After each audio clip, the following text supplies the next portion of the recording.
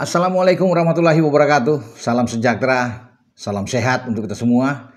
Semoga juga teman-teman dalam keadaan baik-baik saja. Dan kali ini saya akan berbicara tentang info undian pembagian grup di SEA Games untuk cabang sepak bola. Karena SEA Games itu akan berlangsung di Thailand pada bulan Desember dari tanggal 9 sampai tanggal 20. Ya, tepatnya di bulan Desember itu. Dan Indonesia sebagai juara bertahan, peraih medali emas di cabang paling bergengsi sepak bola, tentunya menjadi sorotan bagi tuan rumah Thailand yang kita kalahkan di final lewat pertarungan yang berdarah-darah saat itu perpanjangan waktu di Kamboja, dan kita bisa menang dengan 5-2. Nah, makanya Thailand sebagai tuan rumah tentunya ingin membalas, ya, membalas dendam. Pasti mereka akan lakukan itu terhadap kita karena mereka benar-benar dipermalukan oleh timnas kita, oleh Marcelino Ferdinand kawan-kawan ketika itu, yang juga dipegang oleh Coach Indra Safri, karena PSSI sudah memutuskan Coach Indra Safri kembali akan menukangi timnas U23 yang sebenarnya ini U22, ya, yang dipakai untuk di SEA Games. Undian sudah berlangsung, kita berada di grup C.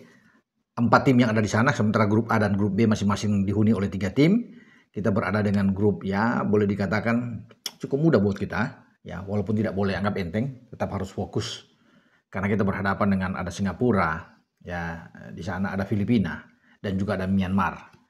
Tapi kalau untuk urusan U22 ini, apalagi kalau dengan nama-nama besar pemain yang kita dapatkan nantinya, ya, Marcelino Ferdinand katakan, Ivar Jenner ikut bergabung, Adrian Wibowo, Rafael Struijk di sana ada, termasuk dengan Mauro Silstra. Saya rasa kita bisa mengatasi semua lawan, bahkan medali emas sudah di depan mata bagi kita. Walaupun Thailand itu yang saya bilang tadi di awal berambisi keras untuk bisa membalas kekalahan mereka di final SEA Games pada 2 tahun yang lalu. Tapi saya yakin kita tim yang sangat kuat, ya, kalau bicara untuk level SEA Games dengan nama-nama yang saya sebutkan tadi. Sementara Thailand sendiri berada di grup A, saya pikir mereka akan menjadi juara grup lah. Ya, kalau bisa melihat dengan lawan-lawan ada Timur Leste di sana dan Kamboja. Ya, hanya juara-juara grup yang akan lolos ke babak semifinal. Nah, di grup B itu Vietnam. Lawan paling kuat ya pasti Malaysia yang ada. Di samping mereka akan ketemu dengan Laos. Dan kalau bisa dilihat, Vietnam bisa menjadi juara, Thailand juga bisa menjadi juara di A dan Vietnam di B. Kita diunggulkan untuk bisa menjadi juara di grup C. Juara grup 3 ini langsung ke semifinal dan 1 runner up terbaik yang akan menyusul. Akan diambil dari A, B, dan C. Peluang ada di C, tapi peringkat keempat mungkin yang terakhir tidak akan dihitung, ya, untuk ini, sehingga akan dihitung dengan peringkat 1 dan 2 untuk semua pertandingan, sehingga ini balance terjadi di antara A, B, C untuk menentukan siapa runner up terbaik yang bisa lolos ke babak semifinal untuk cabang sepak bola di SEA Games. Nah, nama-nama sudah ada 32 nama di TC pertama 10 hari yang lalu, di antara tanggal 3 sampai tanggal 14 Oktober yang lalu, dan sudah menggelar 1 pertandingan uji coba, ya, 1 tim maksudnya, dengan 2 kali uji coba melawan India dengan sekali kalah dan sekali imbang. Tapi Indra Safri sebagai pelatih mengatakan bukan soal menang kalah yang akan direbut, tapi progres, ya, proses tim ini untuk menuju ke SEA Games, karena memang belum banyak juga pemain-pemain utama yang dipanggil akan bergabung, terutama pemain-pemain abroad, karena masih diharapkan juga misalnya dengan Ivar ikut bergabung, ya, Adrian Wibowo, Tim Havens, sampai saat ini yang masih bisa menjadi tanda tanya. Karena ini bukan agenda resmi dari FIFA, tentu perlu pendekatan, ya, yang harus dilakukan oleh PSSI selain menyurat ke klub-klub untuk bisa mendapatkan nama-nama ini, karena memang akan bisa berbenturan dengan jadwal-jadwal kompetisi yang mereka akan jalani. Tapi kalau memang pendekatan itu berlangsung dengan baik dari Pak Ketua Umum, saya kira mereka juga akan dilepas untuk perhelatan di SEA Games, ya. Itu tadi yang saya bilang, kalau di depan ada Mauro Silstra katakan di sini dilepas oleh klubnya Volendam, Ivar juga dilepas oleh Jong Utrecht, Adrian ada di Los Angeles sana, kita bisa berbuat yang terbaik. Tim Havens juga dengan top odds atau dengan Dion Marks, ya, antara Emen dan top odds, ya, dua pemain belakang ini itu bagus. Tim Havens ada di kiri dan Dion Marks. Kalau Dion Marks kan kemarin sudah datang ikut bersama-sama, tinggal kita berharap bahwa Tim Havens yang akan datang. Tapi memang sejauh ini tim belum ada respon, ya kita akan tunggu saja. Tetapi Coach Indra sudah mengatakan tidak akan bergantung sepenuhnya kepada pemain-pemain tersebut. Kalau memang ini sulit, klubnya tidak mengizinkan, ya ada opsi lain yang harus dilakukan, dan dia tetap masih yakin. Ya. Kalau Marcelino Ferdinand itu sudah memulai debut bersama dengan AS Trenčín di Liga Slovakia, dan dia sudah bermain pada Sabtu kemarin, teman-teman. Ya, jadi selamat buat Marcelino, sudah melakukan debut dia dan bermain dengan imbang dengan lawan Stalika.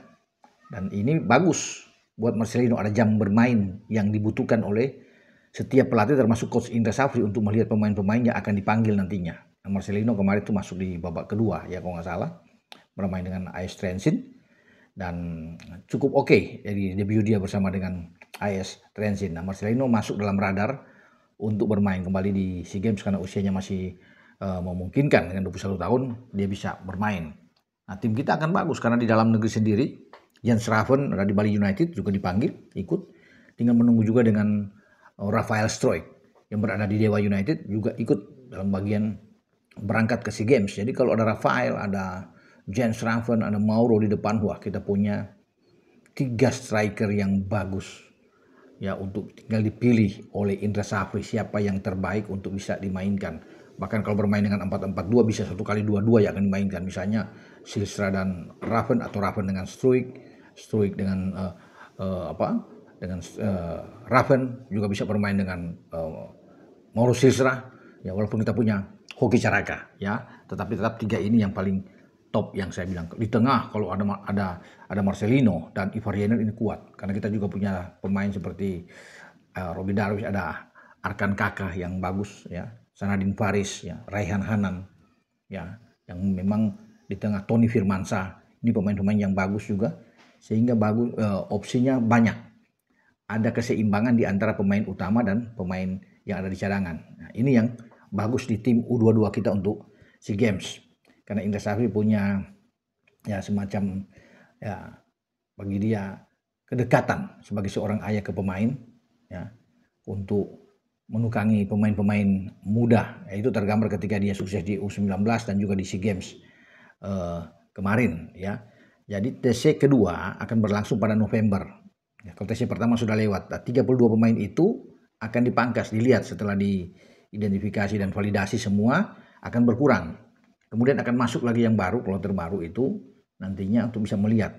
Ya, termasuk yang pemain-pemain abroad yang akan bergabung nantinya. Karena hanya akan dipilih ya sesuai dengan regulasi kan 23 pemain yang akan ada. Itu akan diputuskan oleh Coach Indra nantinya pada saat kita akan bertanding di Thailand. Ya, teman-teman, tidak ada uji coba lagi yang karena waktu yang mepet, uji coba keluar tidak ada kecuali lawan India kemarin, dan pemusatan latihannya akan digenjot habis ya untuk bisa mendapatkan kerangka tim terbaik ya di starting 11 yang bagus tentunya sesuai dengan apa yang diinginkan oleh Indra Safri bersama tim pelatihan mereka, karena ada Kurniawan di sana ikut juga membantu, ada Bima Sakti juga ikut ada di sana. Ya, kita berharap saja bahwa timnas ini bisa mempertahankan medali emas di cabang sepak bola untuk SEA Games tahun ini di Bangkok, dan siapapun lawannya kita harus hadapi. Tunjukkan ketika Gerald Van den Borg gagal di Piala AFF dengan U23 dan di kualifikasi Piala Asia juga dengan U23. Sekarang tantangan itu ada di Coach Indra, apalagi kalau dengan nama-nama tadi yang saya sebut di awal itu semua ikut bergabung dan dilepas oleh klub masing-masing. Saya rasa kita sangat kuat ya untuk bisa bertarung dan mempertahankan medali emas yang kita dapatkan pada 2 tahun yang lalu ya. Oke, dengan saya Bung Ropan berbicara soal undian sudah ada, kita ada di grup C ya, dan saya rasa kita bisa melenggang dengan baik ya di sana walaupun ada Singapura, Filipina dan Myanmar. Ya, sekali lagi tapi kita harus fokus dan tidak menganggap remeh mereka. Kalau bermain dengan pola yang apapun yang diinginkan oleh Coach Indra, 3-4-3 kah, mau bermain dengan 4-2-3-1, terserah dari beliau sebagai pelatih, tapi kita punya skuad yang baik untuk ukuran U23 nantinya di SEA Games. Dengan saya Bung Ropan. Ciao.